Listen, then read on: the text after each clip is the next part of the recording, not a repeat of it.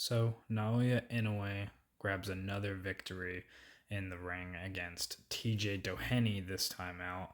And during the fight, I thought TJ Doheny actually did pretty well in the early rounds. He wasn't really causing much damage to Inoue, but he was kind of like nullifying Inoue's attack and keeping him out of range at times. And it looked like Inoue in the first maybe 1 to 2 rounds was, not his normal self. He wasn't coming at TJ this time around. I think he was a little bit worried about the that left hand clipping him, kind of like what happened in the Neary fight, where he did get a little overzealous in that fight in the first round. But this time around, I mean, it looked like Inoue was a little bit more patient, and he worked on a lot of his defense, and it seemed like he was, catching a lot of TJ Doheny's shots on the gloves. And trying to find his rhythm in the first few rounds, and then once he did find a good rhythm, he was able to launch a sustained body attack against TJ Doheny, which seemed to, bother him a little bit, but it didn't look like anything was really phasing him that much until we got to the sixth round where, at the last maybe 30 seconds, Inoue got off a really good attack to the body. And one of the shots, I think, caught TJ at least on the back or the side, and it caused a little bit of damage. And then as soon as the seventh round came, he came out kind of like he wasn't ready to fight for the rest of the round. He came out kind of like, this is it.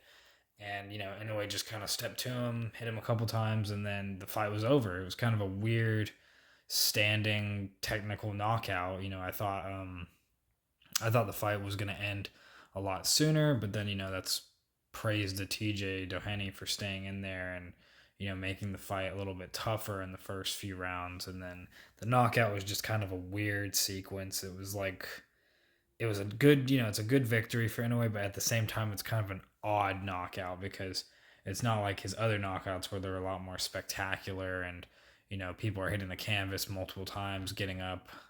This one was, TJ never hit the canvas. He kind of just, threw in the towel for himself because of that injury, maybe, or just the way Inoue hit him. Maybe it just like caused a nerve, to like go asleep or something like that. And it was just kind of a weird knockout. But all in all, this was, a pretty good stay busy fight for Inoue. I'd probably give him like, like a 7 out of 10. He still got the knockout, but the first few rounds, he looked like he was a little hesitant, and maybe he was just trying something different. Maybe he wanted TJ to attack him, and he could bob and weave and use more of his defense. Any tricks that he learned in the gym. So I thought that was kind of different, but it wasn't like the seek and destroy at first, and then as soon as it got to the fourth round, okay, no, this is the same guy then. But I wonder if he's going to fight Sam Goodman next, who technically was his mandatory, or he's going to fight Akhmadaliev, which I think everyone is saying that would be a good fight, but I know Bob Arum said that he doesn't want him to fight him. It doesn't make sense. Or if he's just going to sit out for a little longer and then make the jump up to 126, which everyone wants him to make the jump up to 126. I think he's literally just trying to acclimate his body to the weight class still. It just seems like, he's still not 100% convinced at this weight class that he can do the job on people, because a lot of people are a little bit bigger.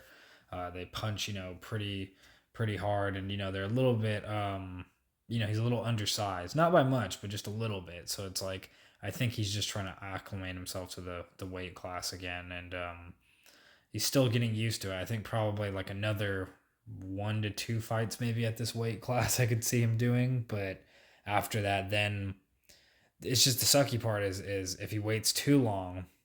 He's 31 already. If he waits too long and gets to 33, he's coming out of that so-called prime state where fighters are at, about from 30 to 31.